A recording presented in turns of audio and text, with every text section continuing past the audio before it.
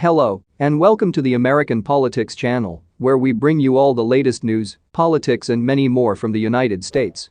So ensure to subscribe and turn on the notification bell to always stay informed. Some Republican leaders are trying to move on from former President Donald Trump's failed attempt to overturn the 2020 election that he lost. While there were some irregularities, there were none of the irregularities which would have risen to the point where they would have changed the vote outcome in a single state, Senator Mike Rounds, RSD, said Sunday on ABC's This Week. The election was fair as we have seen. We simply did not win the election, as Republicans, for the presidency. And if we simply look back and tell our people don't vote because there's cheating going on, then we're going to put ourselves in a huge disadvantage. But Trump, who has endorsed dozens of candidates for the 2022 midterm elections and still holds by far the widest influence within the GOP, is trying hard not to let them move on. No, I think it's an advantage because otherwise they're going to do it again in 22 and 24, and Rounds is wrong on that. Totally wrong, Trump told NPR in an interview Tuesday, referring to his false and debunked claims that the 2020 election was stolen.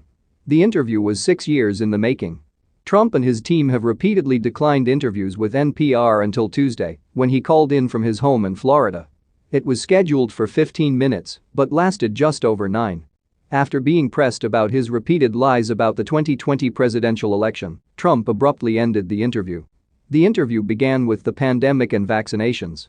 Trump, whose administration oversaw the development of the COVID-19 vaccines, recommended that people get vaccinated, but said he's firmly against mandating that they do so. The mandate is really hurting our country, Trump claimed, adding, a lot of Americans aren't standing for it, and it's hurting our country. He continued, the vaccines, I recommend taking them, but I think that has to be an individual choice. I mean, it's got to be individual, but I recommend taking them. The opposition to mandates is popular with Republicans, and the Supreme Court is currently weighing the Biden administration's vaccine or test mandate for large employers. But his comments come during the record Omicron surge, as the unvaccinated are far more likely to be hospitalized or die from the disease, and as Republicans are far more likely to be unvaccinated.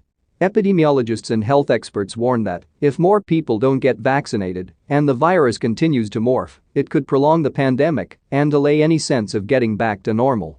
The former president said he wants to see therapeutics used to treat the virus after someone is infected, produced and distributed more widely.